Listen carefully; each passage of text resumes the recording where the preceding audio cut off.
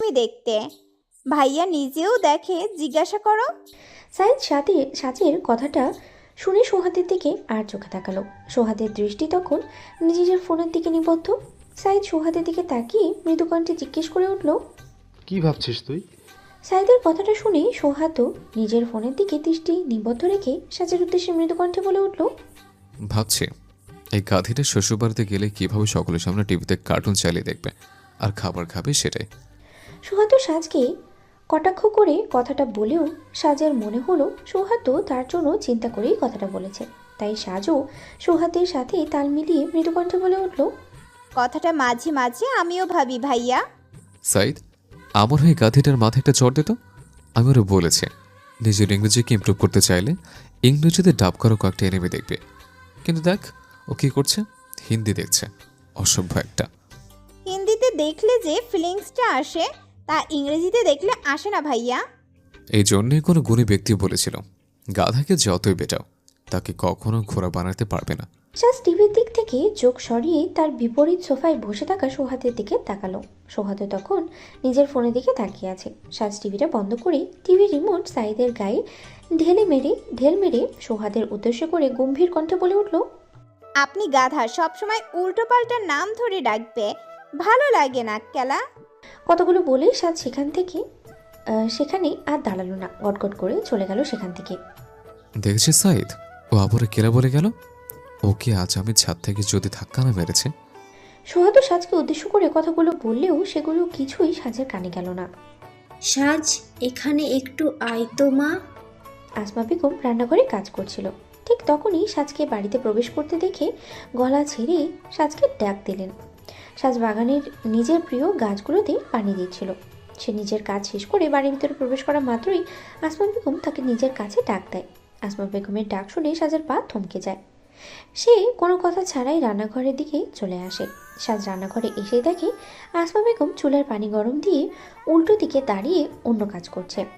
চুলার উপরে থাকা পানি ঢকপক করে ফুটতে ফুটতে একেবারেই কমে গেছে। সাজ তা দেখে দ্রুত পায়ে চুলার সামনে যায় এবং তাড়াতাড়ি গ্যাসের চুলাটা বন্ধ করে দেয়।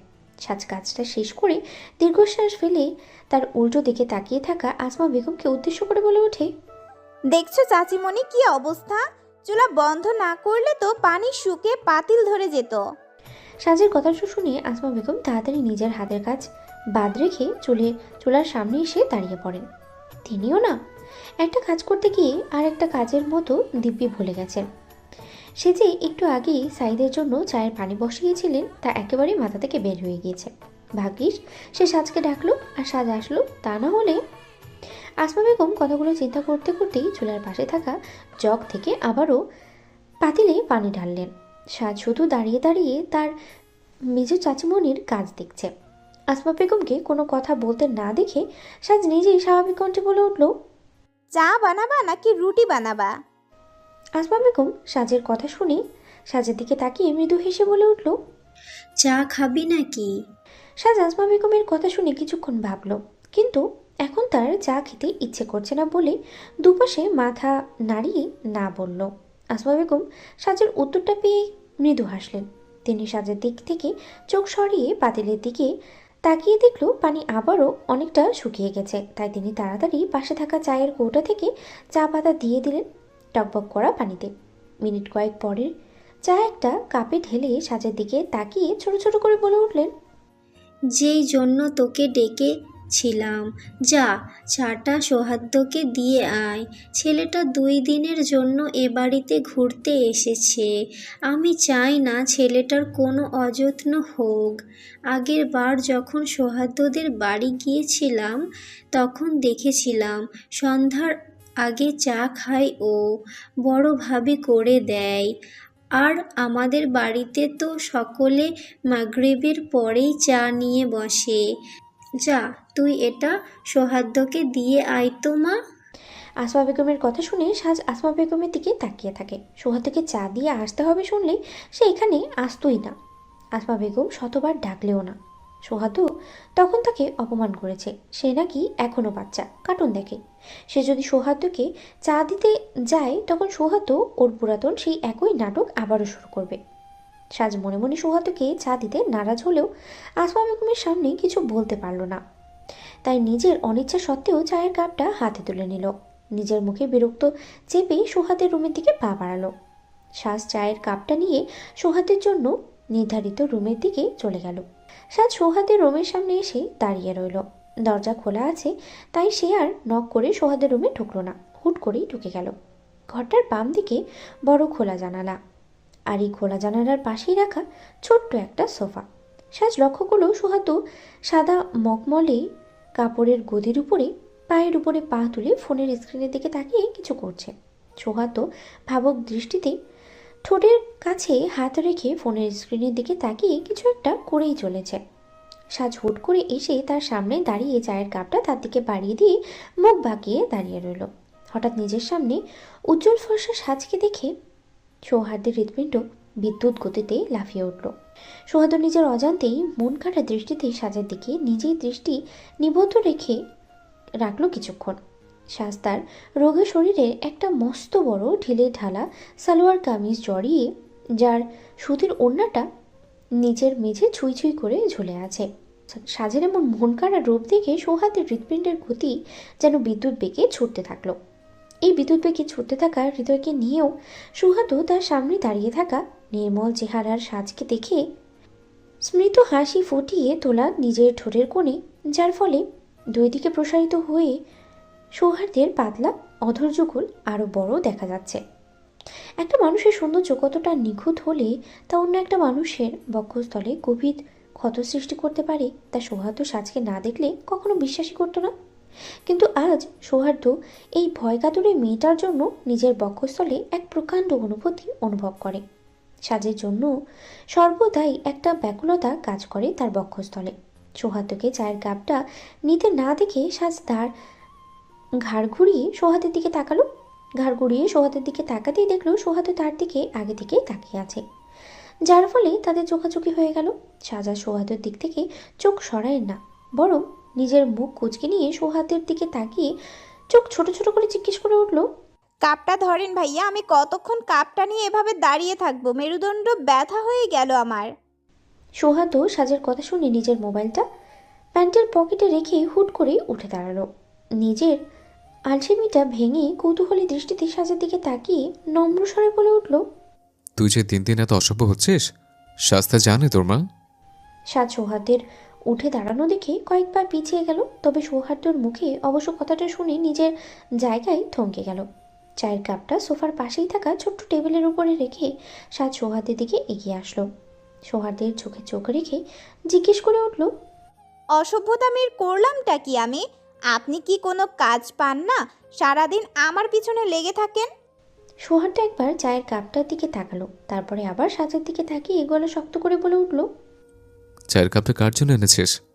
সাজ সৌহার্দ্যের কথা শুনে মুখ কুঁচকে বলে উঠল, আপনার জন্য। নিজের কাঙ্ক্ষিত উত্তরটা পেয়ে সৌহার্দ্যের ঠোঁটের কোণে হাসি ফুটে উঠল। সে সাজের দিকে তাকিয়ে গম্ভীর কণ্ঠে বলল, চা এনে একবার আমাকে বলেছিস? আমি হুট করে সামনে তাকিয়ে দেখি তুই চায়ের কাপটা আমার মুখের সামনে ধরে দাঁড়িয়ে আছিস। সাজের দিকে তাকিয়ে চোখ ছোট ছোট করে সাজকে কথাগুলো বলল সৌহার্দ্য। সাজ সৌহার্দ্যের কথা শুনে ঢোক গেল। আসলেই তো, সে যে চায়ের কাপটা এনে সৌহার্দ্যের সামনে এসে দাঁড়িয়ে আছে, কেন ডাকলো না সে সৌহার্দ্য ভাইকে? ইস, সৌহার্দ্য ভাই এখন না জানি কিভাবে। মনে মনে ভাবলো সাজ, তবে পরক্ষণে নিজেকে শান্ত করে গলা ঝেড়ে নিজের দোষ ঢাকতে বলে উঠল, যখন দেখলেনই চায়ের কাপটা আপনার মুখের সামনে ধরা, তখন হাত থেকে নিয়ে নিলেই তো হয়ে যেত। সাজের কথা শুনে সৌহার্দ্য নিজের চোখ মুখ কুঁচকে নিল।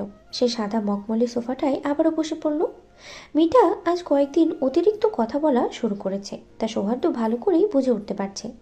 আগে একটা ভিতর ডিম ছিল, কিন্তু এখন মুখে মুখে কথা বলা শিখেছে। এই মেয়েটাকে এখন কিছু না বললে কিছুদিন পরে আরও তার মাথায় চলে বসবে। সৌহার্দ্য নিজের পকেট থেকে ফোনটা বের করে আবারও ফোনের স্ক্রিনে মনোযোগ দিল, তবে তীক্ষ্ণ দৃষ্টিতে একবার সাজের দিকে তাকিয়ে তীক্ষ্ণ কণ্ঠে আদেশের সুরে বলে উঠল, চায়ের কাপটা হাতে নে সাজ। সাজ সৌহার্দ্যের কথা শুনে সৌহার্দ্যের দিকে নিজের ভ্রু কুঁচকে তাকিয়ে থাকলো। সৌহার্দ্য আসলে কি করতে চাইছে, আসলে কি করতে চাইছে সাজ তাই বুঝতে চেষ্টা করলো। সাজকে চুপচাপ দাঁড়িয়ে থাকতে দেখে সৌহার্দ্য এবার ধমকের গলায় বলে উঠল, চাটা খা। কি?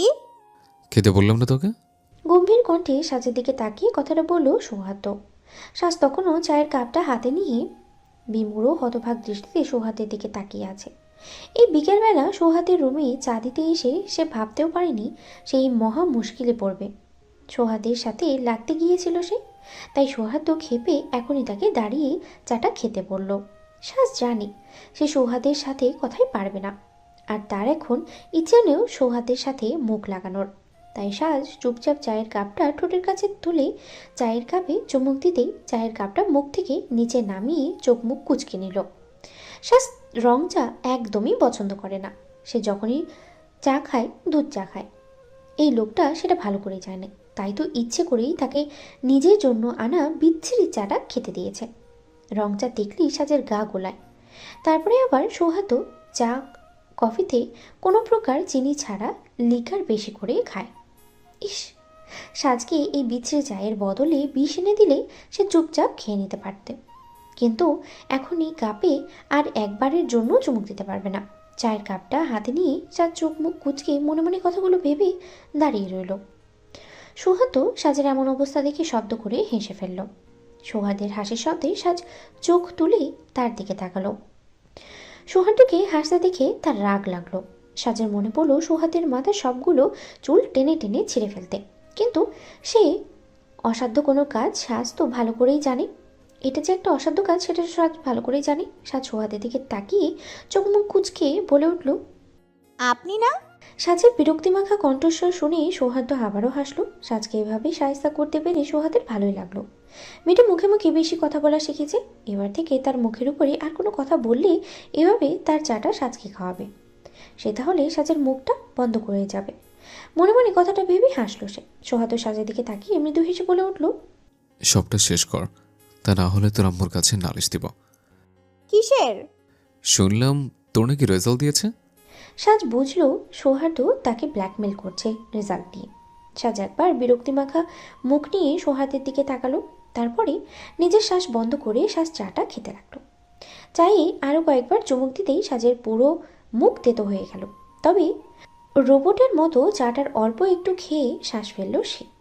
চোখ মুখ কুঁচকে চ সূচক শব্দ করল সাজ, তবে তা আস্তে হওয়ায় সৌহার্দ্যের কানে পৌঁছালো না। সৌহার্দ্য আবারও হাসে সাজের এমন অবস্থা দেখে। সে ঠোঁট গোল করে সাজের দিকে তাকিয়ে কৌতূহলী কণ্ঠে জিজ্ঞেস করে উঠল, কিছু বললি নাকি? সোহাদের কথা শুনে সাজ বিরক্তি ভরা মুখ নিয়ে সোহাদের দিকে তাকালো। ডান হাতে চায়ের কাপ, তাই বাম হাত দিয়ে সুতির কাপড়ের ওড়নাটা টেনে তোলে, সেটা জিহ্বার উপর দিয়ে জিহ্বার ডলা দেয়। সাজের এমন দুরবস্থা দেখে সৌহার্দ্য নিজের হাসি কন্ট্রোল করতে পারে না। এক প্রকারে হাসতে হাসতে উঠেই দাঁড়ায়।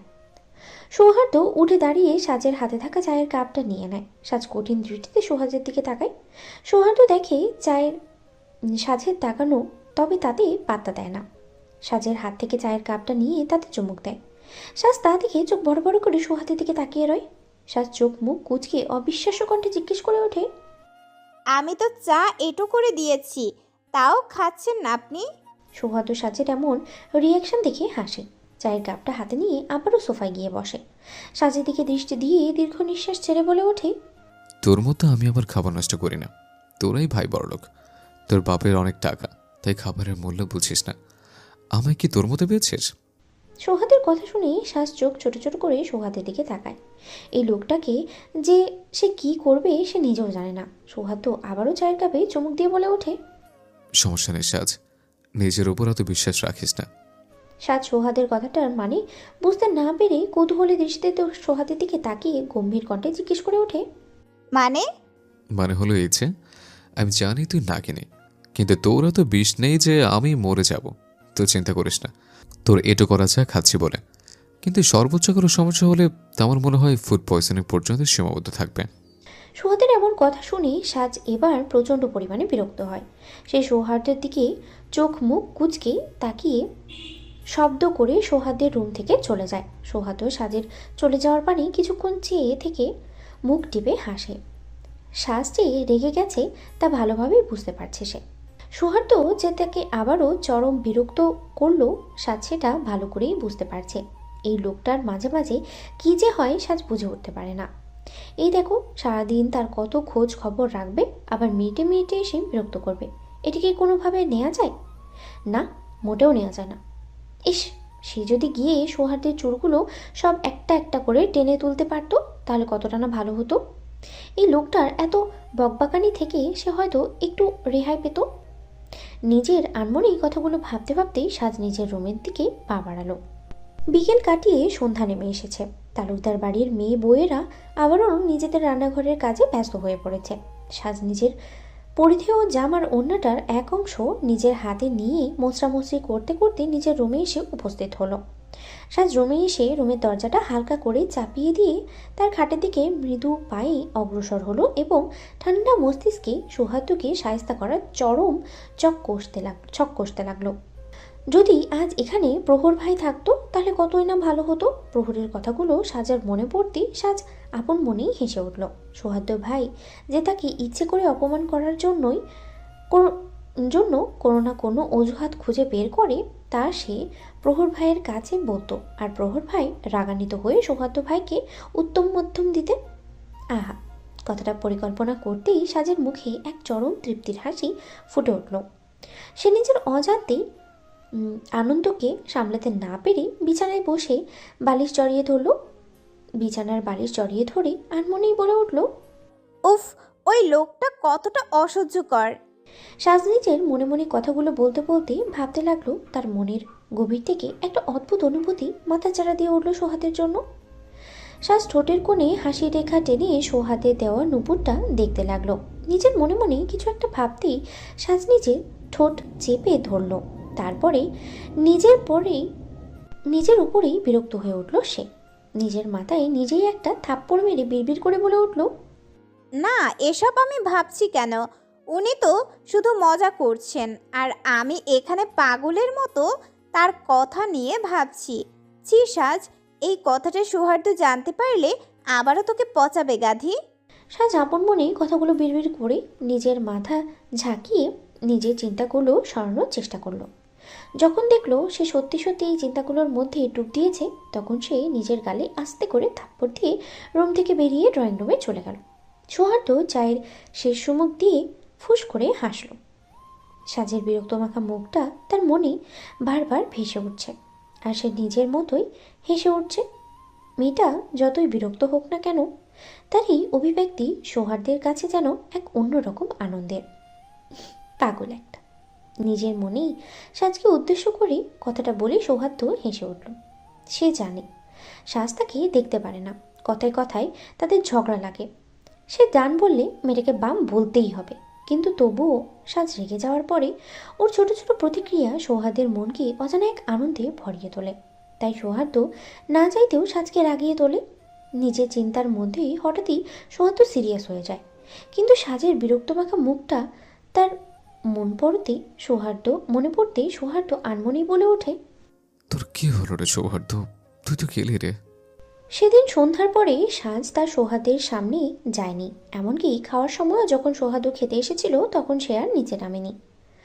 সকালের আলো জানালা দিয়ে পড়তেই সাজ ঘুম থেকে উঠে বসে। আজ তার মনটা বেশ ফুরফুরে। কালকের ঘটনাগুলো সে নিজের মন থেকে সরিয়ে নিয়েছে এবং মনে মনে এটাও নিয়ত করে নিয়েছে যে সে আর সৌহার্দ্যের সাথে কোনো ঝামেলায় জড়াবে না। সাজ চটপট ফ্রেশ হয়ে আয়নার সামনে দাঁড়িয়ে নিজেকে পরিপাটি হয়ে বাইরে যাওয়ার জন্য পরিকল্পনা করলো এবং মনে মনে বিড়বিড় করতে লাগলো, আল্লাহ প্লিজ এই সৌহার্দ্যর সাথে যেন দেখা না হয়, প্লিজ প্লিজ। কিন্তু ভাগ্যের কি নিষ্ঠুর পরিহাস, সাজ বারান্দায় গিয়ে দাঁড়াতে না দাঁড়াতেই দেখতে পেল সৌহার্দ্য বাগানের গেটের কাছে দাঁড়িয়ে আছে। তার চোখে চশমা আর হাতে একটা বই। সৌহার্দ্য সাধারণভাবেই বই পড়ে তখন চশমা ব্যবহার করে, কিন্তু অন্য সময় চশমা ব্যবহার করে না। সাজ বুঝতে পেরেছে মহাশয় তাকে বাস দেয়নি, জন্যই এখন বাইরে দাঁড়িয়ে দাঁড়িয়ে পড়ছে। ভালো লাগে না খেলা, সাজ আনমনেই বলে উঠল। সৌহার্দ্য যেন সাজকে দেখেই দাঁড়িয়ে পড়েছে আর সাজের দিকে অদ্ভুত দৃষ্টির দিকে তাকিয়ে রয়েছে। সাজ তাকে দেখে আবারও বিরক্ত হলো। তারপরে মনে মনে নিজের বিরক্তিকে প্রকাশ করার জন্য বলে উঠল, চলো রুগন্ডার বাসিন্দা, তুই পড়বি ভালো কথা, কিন্তু এই সাত সকালে বাইরে পড়ার কি আছে?